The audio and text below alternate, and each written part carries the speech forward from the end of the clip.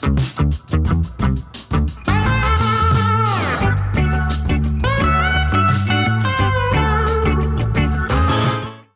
the idea to open a music store? Was the idea to open a store that sold guitars primarily for you to be able to continue working on them? The original idea was to mostly open a repair shop with like do used, new and used, or like used guitars, fix up guitars, stuff like that, and then have a wall so that in a few years I could hang my guitars on. I mean, that was 2004. I opened my store in April of 2004, and it took many years to get to the point where I was actually building. I think a lot of that was also me wanting to develop my skills before I started just going for it, you know?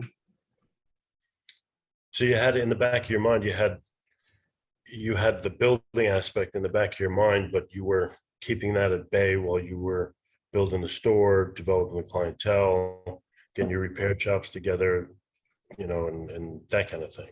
Yeah, and then the store just kind of took on a life of its own and became a full kind of multi-tier retail operation. It wasn't a full band and orchestra store, but it was a full line guitar store, credit instrument store, banjos, mandolins, ukuleles, accessories, lessons, the whole deal. And this was called, you called it what? What was it called? Custom Sound Instruments, Custom Sound. Yeah. And so when you started that, it was just you. But it was me and this guy who was not technically a partner, but we kind of went into it with that idea. And then we had a little falling out a few years later. He was technically an employee, so he didn't have any ownership stake. And we separated, we parted ways. He moved back to California. But yeah, I was pretty much sole proprietor with a few employees. At a certain point, I think when we had 2 locations for a year, we had like 8 employees, something like that, plus teachers. So you were growing. How many teachers did you have? 4 or 5, but I wasn't managing that part. That was when we had 2 stores, we combined with a lesson studio who we were friends with. They were basically right across the street. So the guy there was managing the lesson program for the most part. We had to train our guys to do some of the management there too. Okay. So that store existed until 2020. That's correct. Till the very beginning of 2020. Yeah. Yeah. And it grew from just being you and your quasi partner to between teachers and people working in the stores and eventually second location to like 12, 13 people under under one moniker. That's pretty adventurous. That whole time were you the only repair person for the shop, or no, by the end I had a main repair guy who would do maybe 80% of the load, and I would take on the hard jobs.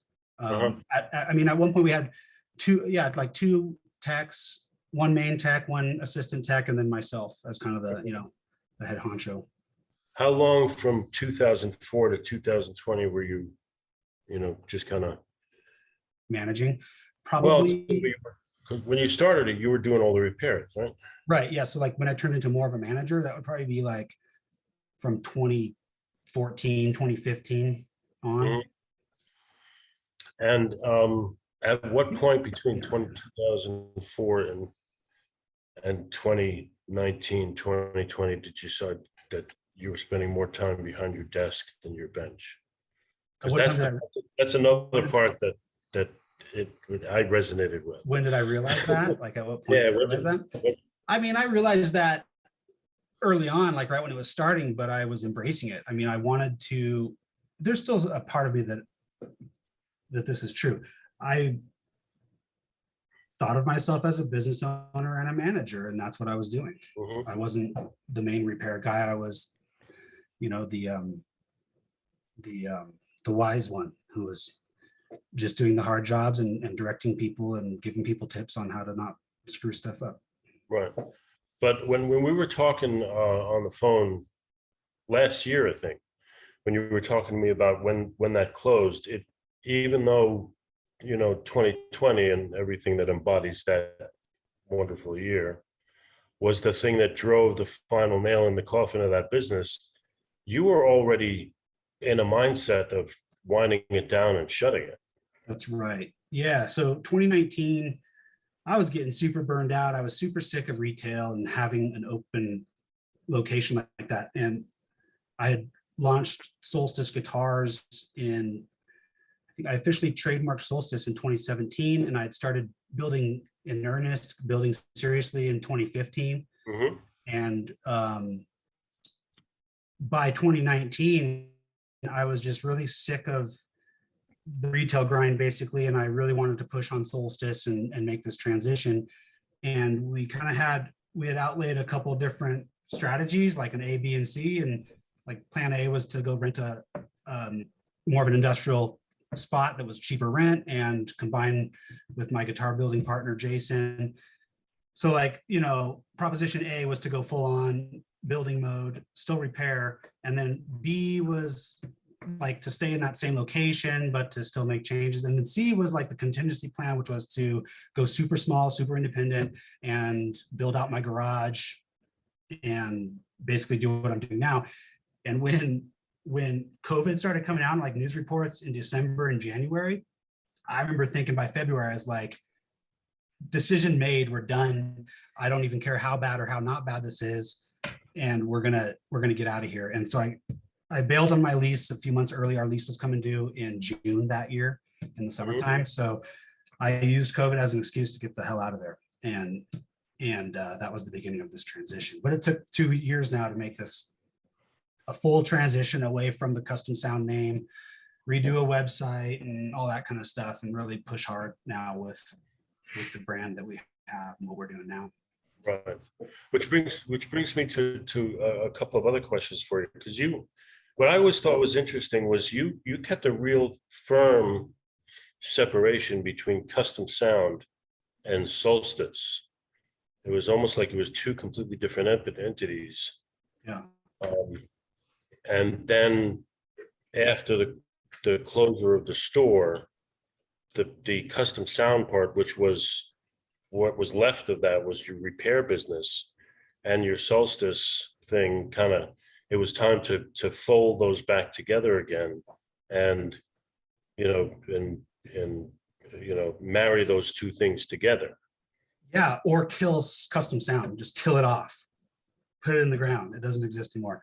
Yeah, but all those customers you were repairing guitars for still exist. Well, yeah, so that was a big decision. It took me a year to figure this out and to figure out how I wanted to do it, because I thought for a while maybe we still just would maintain the two brands.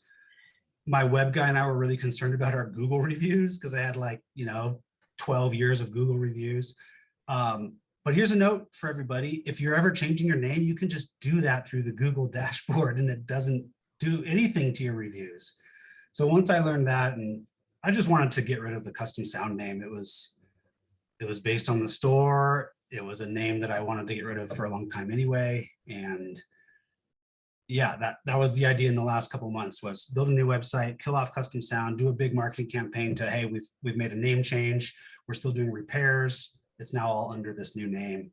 And now the big feature is what's important to me, which is the guitar building. So that's now in the front Right. of it all. Yeah.